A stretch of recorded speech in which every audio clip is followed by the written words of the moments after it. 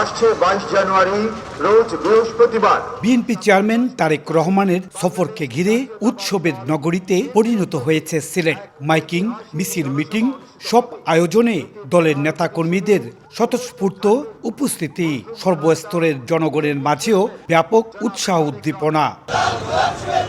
1991 সালে তত্ত্বাবধায়ক সরকার ব্যবস্থা প্রবর্তনের পর থেকে বিএনপি চেয়ারপারসন বেগম খালেদা জিয়া আনুষ্ঠানিকভাবে হযরত শাহজালাল রহমতুল্লাহ আলাইহি এবং হযরত শাহপরান রহমতুল্লাহ আলাইহির মাজার জিয়ারতের মাধ্যমে নির্বাচনী প্রচারণা শুরু করতেন। এরই ধারাবাহিকতায় দলের বর্তমান চেয়ারম্যান তারেক রহমানও সিলেট থেকে শুরু করবেন প্রচারণা।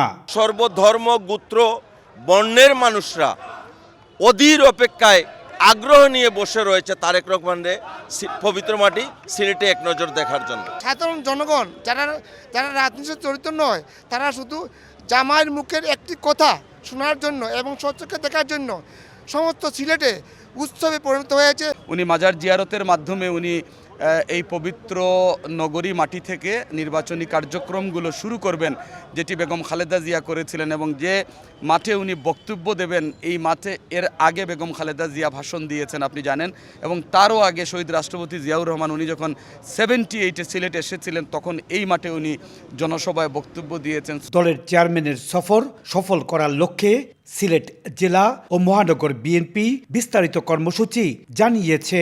তাকে বরণ করতে উন্মুখ হয়ে আছেন জেলাবাসী।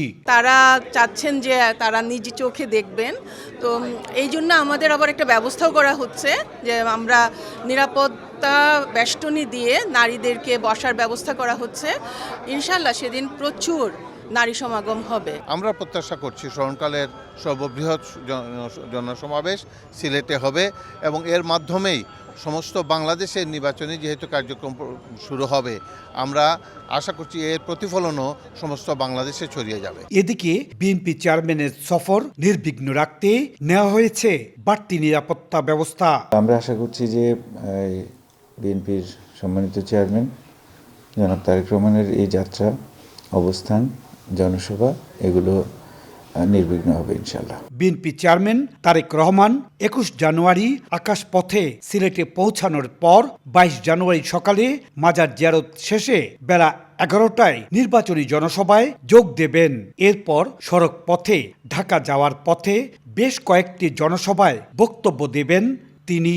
বিএনপি চেয়ারম্যান তারেক রহমান এই মঞ্চ থেকেই বৃহস্পতিবার নির্বাচনী প্রচারণা শুরু করবেন এবং এই মঞ্চ থেকেই সিলেট ও সুনামগঞ্জের প্রার্থীদের পরিচয় করিয়ে দিবেন। আলিয়া মাদ্রাসা মাঠ থেকে ইকরামুল কবির, সময় সংবাদ, সিলেট।